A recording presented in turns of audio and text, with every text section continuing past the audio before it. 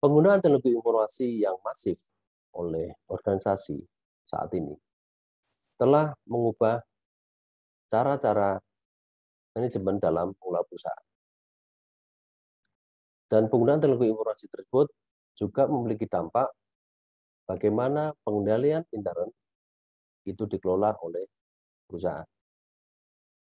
Pada bab ini saya akan menjelaskan dampak lingkungan teknologi informasi pada penilaian risiko pengendalian oleh auditor.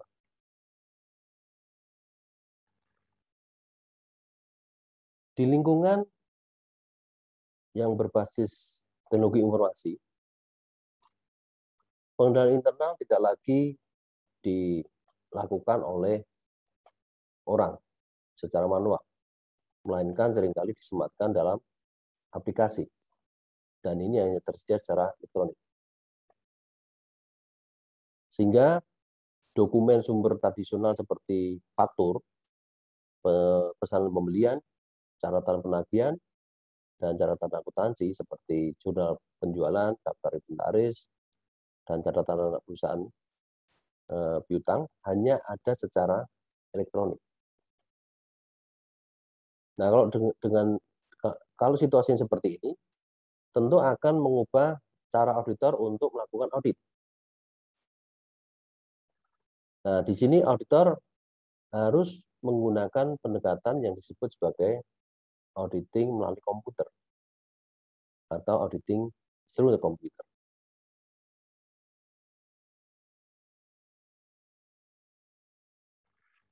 Nah, di sini ada 3 pendekatan ya, ketika auditor menggunakan pendekatan audit melalui komputer. Yang pertama dilakukan dengan cara namanya data uji atau test data approach. Kemudian simulasi paralel atau parallel simulation approach. Dan yang ketiga menggunakan modul audit terpasang atau embedded audit module approach.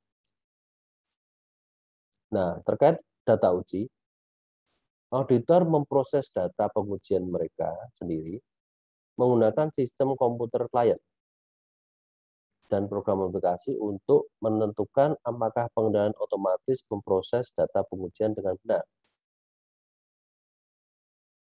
Jadi ini intinya, auditor menggunakan program yang digunakan klien dengan data yang dibuat sendiri oleh auditor. Ini data dummy, data tes, data uji. Nah, auditor mengharapkan nanti kalau data yang saya masukkan, maka keluarnya harus ini. Auditor punya ekspektasi dulu. Contoh misalnya terkait aplikasi pengujian, aplikasi penghitungan pajak misalnya. Ya. Kalau nilai sekian, maka pajaknya misalnya 10%-nya, maka jadi berapa. Maka dengan menggunakan data itu dimasukkan di komputer, lalu output-nya berapa, nanti dibandingkan. Kalau harusnya keluar 10 lalu di komputer muncul 12, ya kemudian keliru. Tapi kalau tepat, berarti ini aplikasinya tepat. Jadi begitu sederhananya pendekatan data uji. Kemudian untuk simulasi paralel, auditor menggunakan perangkat lunak yang dikendalikan auditor sendiri untuk melakukan operasi yang sama dengan perangkat lunak klien dengan menggunakan file data yang sama. Namanya saja parallel simulation, simulasi paralel. Maka auditor di sini menggunakan aplikasi buatan sendiri, tapi dengan menggunakan data klien. Nah, kalau tadi tes data itu menggunakan datanya data auditor, tapi aplikasinya punyanya klien. Kalau simulasi paralel, itu aplikasinya auditor, tetapi menggunakan datanya klien. Nanti juga dilihat apakah aplikasinya itu benar enggak. Karena auditor dengan aplikasi yang dibuat sendiri tentunya diharapkan sama. Tadi sama misalnya berkaitan dengan penghitungan pajak. Kalau transaksinya sekian, maka pajaknya keluar 10%-nya. Cocok enggak? Simpelnya begitu. Yang ketiga ini modul audit terpasang. Auditor memasukkan modul audit ke dalam sistem aplikasi klien untuk mengidentifikasi jenis audit tertentu. Jadi sebenarnya seperti filtering. auditor membuat aplikasi untuk memfilter data-data tertentu, ya, dan aplikasi ini ditempelkan, dimasukkan, disisipkan dalam modul yang dimiliki oleh klien.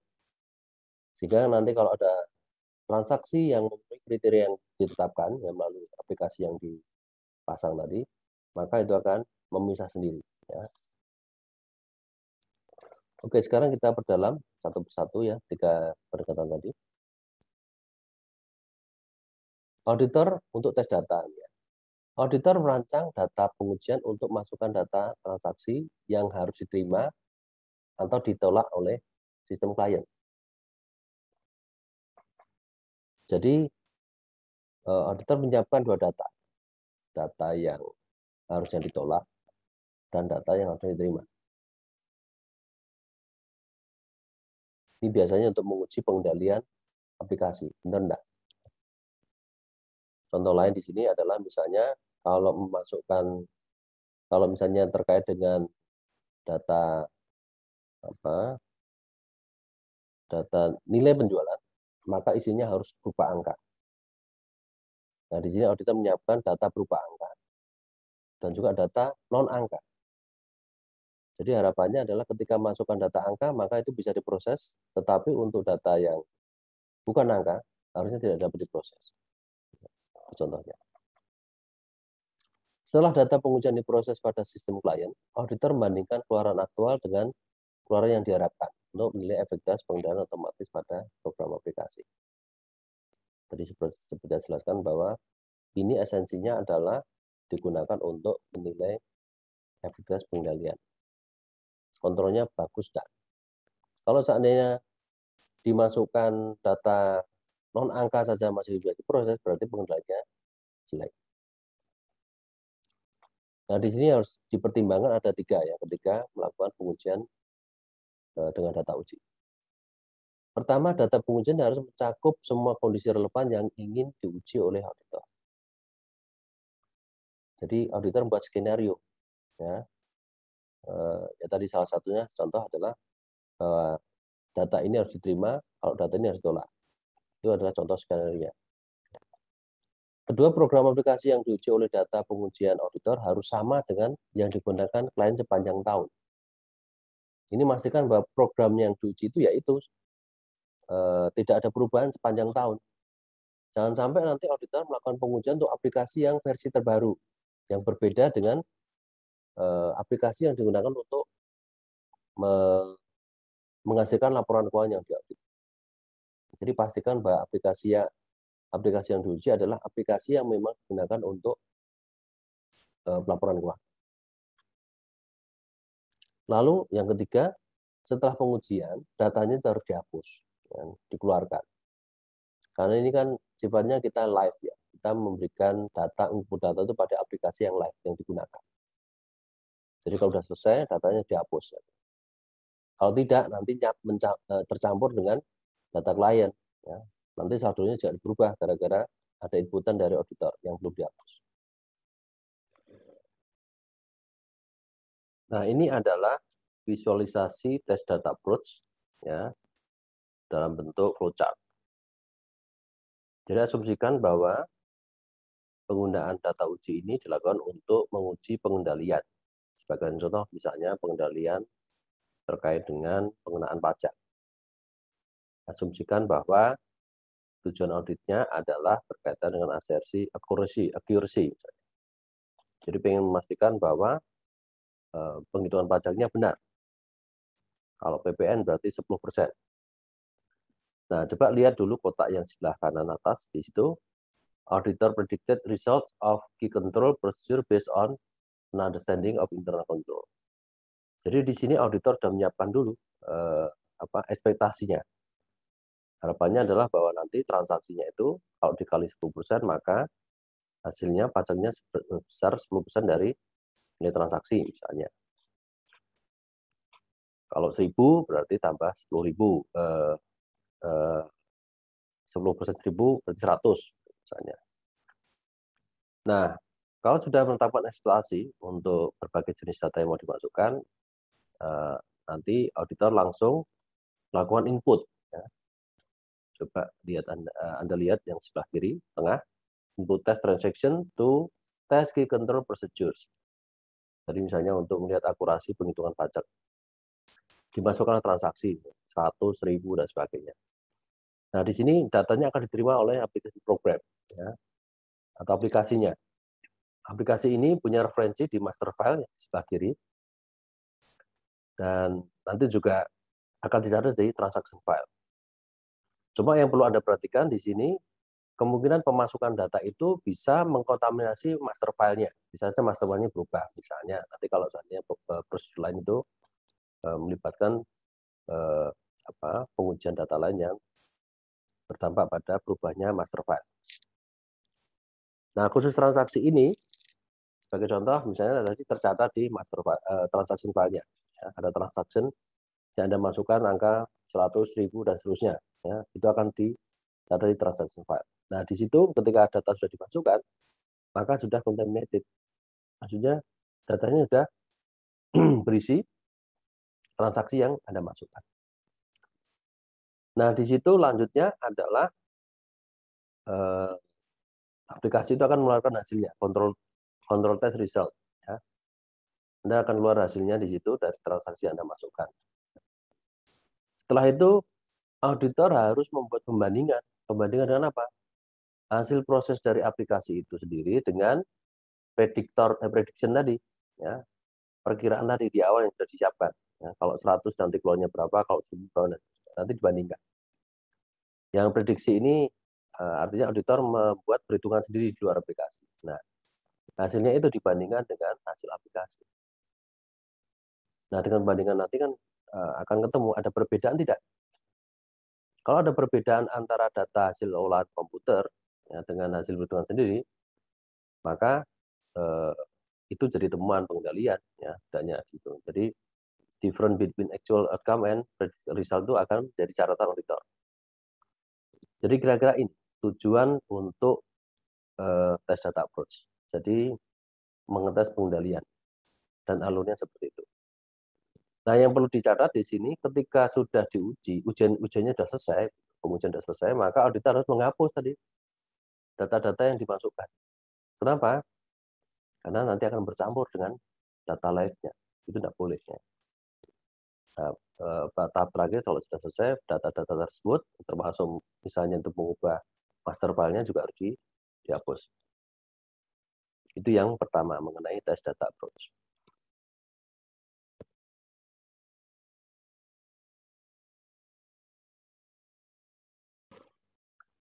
Nah, sekarang pendekatan kedua, parallel simulation ya. Tujuannya adalah menentukan efek tes pengendalian otomatis dan untuk memperoleh bukti tentang saldo akun elektronik. Masih sama yang tujuannya untuk mengetes pengendalian. Baik menguji pengendalian atau saldo akhir, auditor membandingkan keluaran dari perangkat lunak auditor dengan keluaran dari sistem klien untuk menguji efektivitas perangkat lunak klien dan untuk menentukan apakah saldo klien itu benar. Nah, ini seperti saya singgung di awal tadi, bedanya parallel simulation dan tes data adalah ketika tes data itu auditor menggunakan aplikasi klien dengan data buatan sendiri. Kalau parallel simulation itu menggunakan data klien tetapi pakai aplikasi sendiri. Itu bedanya. Nah, nanti ini juga melibatkan pembandingan juga. Apakah kalau dihitung dengan aplikasi sendiri itu sama tidak hasilnya dengan ketika dimasukkan aplikasi yang diproses ke klien. Nah, ini ada perangkat lunak ya, kalau seperti ini. Bantuannya misalnya, ya karena tadi kita pakai aplikasi, maka aplikasi yang kita gunakan bisa berasal dari luar. Contohnya kalau khusus untuk audit di sini namanya Generalized Audit Software. Nah, yang umum digunakan itu misalnya SEL sama IDEA. Audit Command Language sama Interactive Data Extraction and Analysis. Nah, kegunaannya apa? Ya, seperti tadi, ya, bahwa GAS ini atau Generalized Audit Software itu bermanfaat untuk menguji pengendalian otomatis ya, automatic control dan verifikasi saldo akun.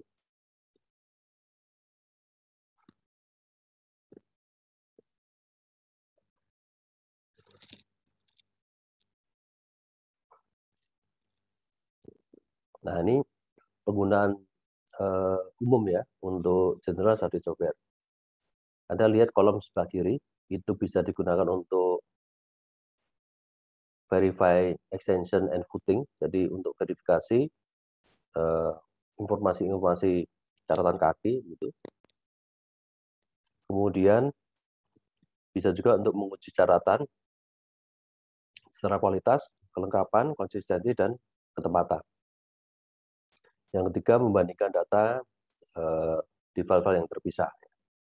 Yang keempat, meringkas atau meresequence data, ya, maksudnya untuk mengurutkan kembali data dan melakukan analisis. Kemudian memilih audit samples, memilih transaksi mau di sampel. Kemudian bisa juga digunakan untuk mencetak konfirmasi, ya, permintaan konfirmasi. Dan yang terakhir yang dicantumkan di sini adalah membandingkan antara data yang diperoleh melalui prosedur audit yang lain dengan catatan perusahaan.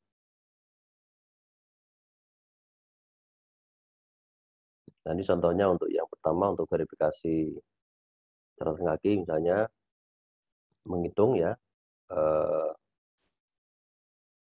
catatan terkait dengan piutang ya, di trial balance. Kemudian untuk pengujian catatan untuk kualitas dan sebagainya, ini misalnya mereview file gaji termasuk pegawai-pegawai yang sudah terminated, diberhentikan atau pensiun.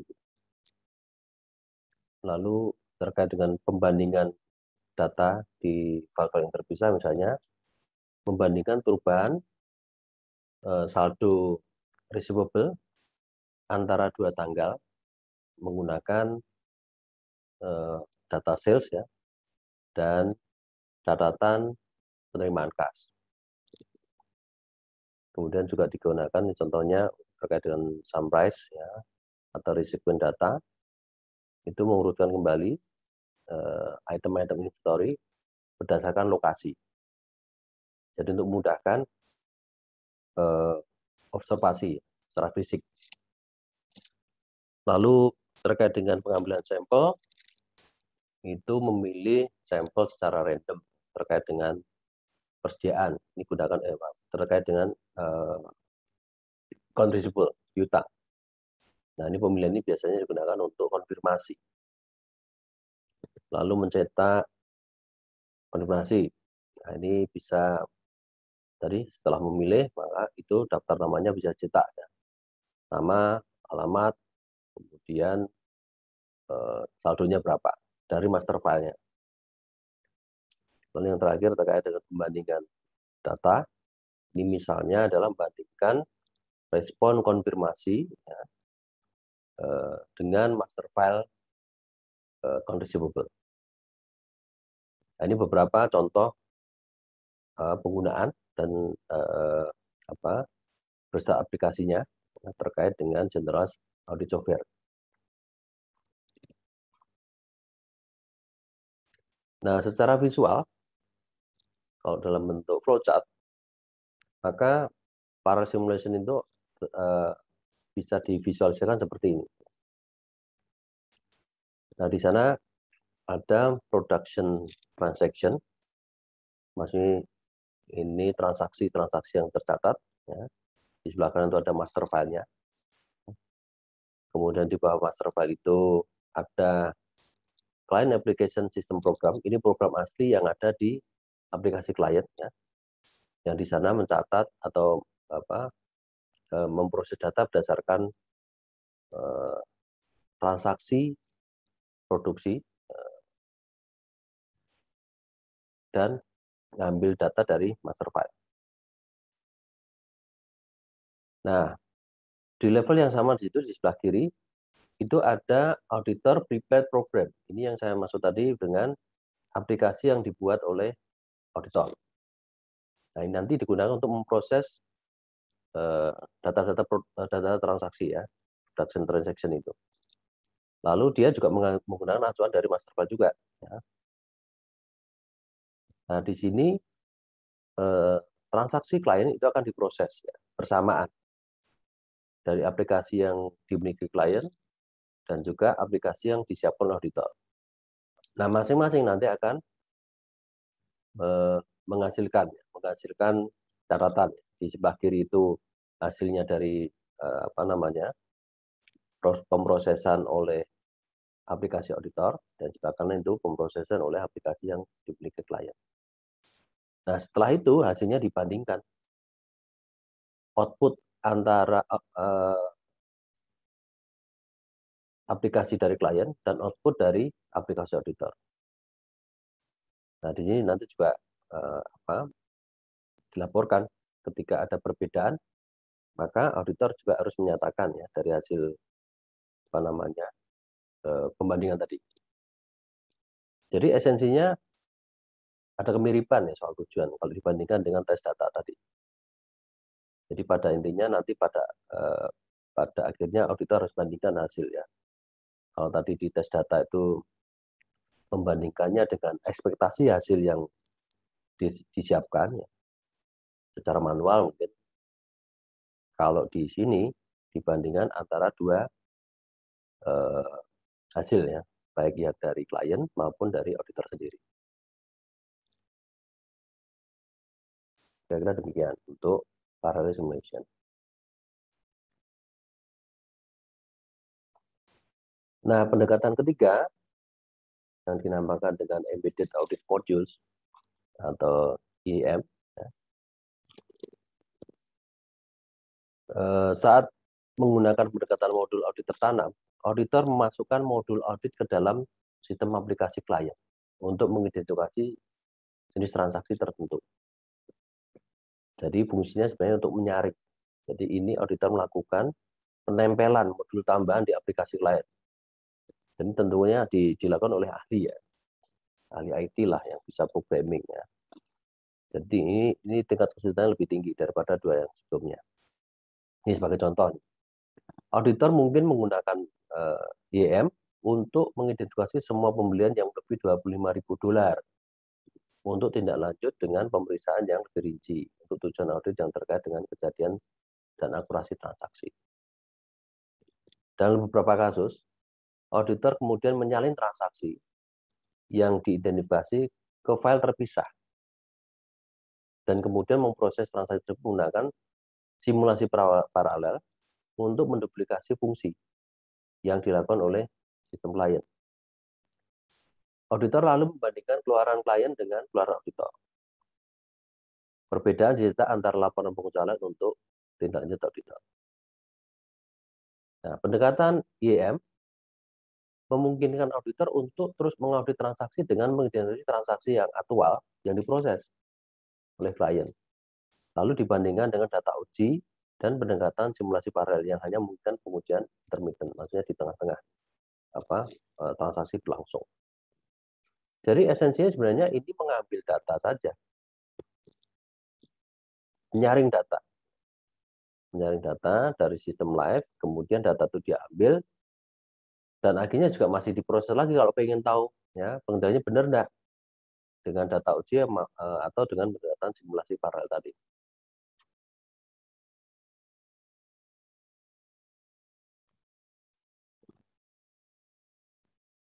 Nah, kalau dilihat secara visual, maka akan tampak seperti ini.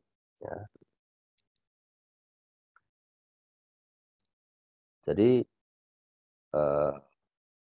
sudah ada production transaction. Ya.